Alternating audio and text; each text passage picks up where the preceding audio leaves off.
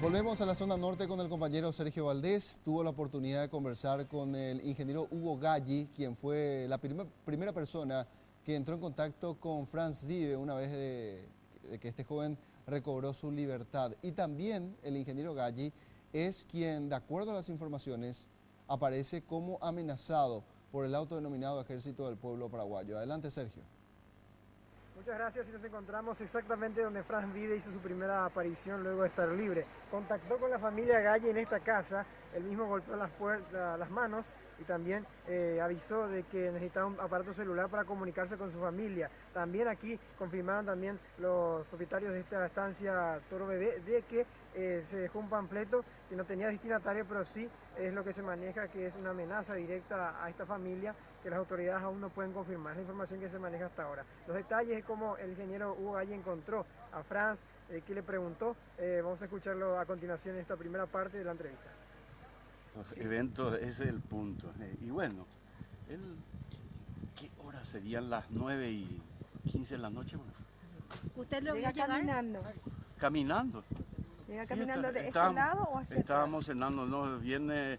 En realidad, nosotros acabamos de entrar a cenar. Estaba de visita mi yerno, mi hija, mis dos nietos y la empleada de él. Y estábamos ahí en el zaguán. Y después entramos a cenar. Cerramos la puerta. Y mi hija dice, escucho que alguien está aplaudiendo. Alguien golpea. y ve un poco mi hija, le dije, pero la mesa está ahí al lado de la puerta. Y sale mi hija, y sí, señor. Galli confesó también de que le hizo algunas preguntas, como si le trataron bien estando en cautiverio. Franz mencionó que sí. En todo momento también pidió oración Franz, y se puso a hablar también con la familia Galli hasta el momento en que tuvo su reencuentro con la familia cerca de las 22 horas, ya en la colina de Río Verde, cerca de su vivienda. Incluso también mencionó que preguntó varias veces por los secuestrados Abraham Fer y Edelio Morínigo. Esto confirma la teoría de que Franz no tenía conocimiento de los secuestrados, o por lo menos no estuvo cerca de ellos. Sí está en todo momento vendado y que, le trataban bien, según dijo también el ingeniero en nuestra parte de esta entrevista. Y Franz le digo, le paso la mano, le doy un abrazo, y le digo, sentate. Le hago pasar a sentarle. Estaba cansado. Uno de los indígenas que vive en las inmediaciones confirmó que existen al menos 200 familias de dos comunidades que estarían recibiendo sin ningún inconveniente esta vaca por familia, como la nueva exigencia que según se maneja del panfleto.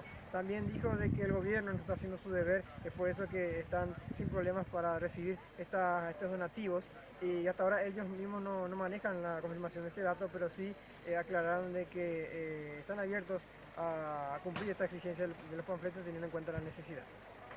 33 familias. 43 familias venían. ¿Vaya a la comunidad? Guaal Capitinde. Vaya, Guaal Capitinde. Guaal Capitinde. Vaya parcialidad hoy, bebé. Hay otras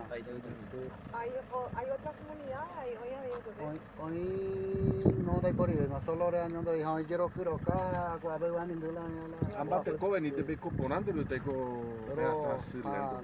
Y la roja se tereían y la roja se pone te peteín, te peporando. Va a la yicote. La yicote vive de escuela, bebé. Lo que ven hacia el fondo de la imagen sería lo que caminó Franz Vive, al menos 15 minutos según el cálculo que se tiene, para llegar aquí hasta la propiedad de los Galli y hacer esta presentación y su aparición pidiendo la ayuda correspondiente. Los Galli dijeron que no tienen ningún temor de seguir trabajando en la zona porque están dedicándose fuertemente a la parte agropecuaria. Es lo que podemos informar con lo último que se tiene aquí desde el norte con relación al caso Franz Vive. Volvemos con ustedes.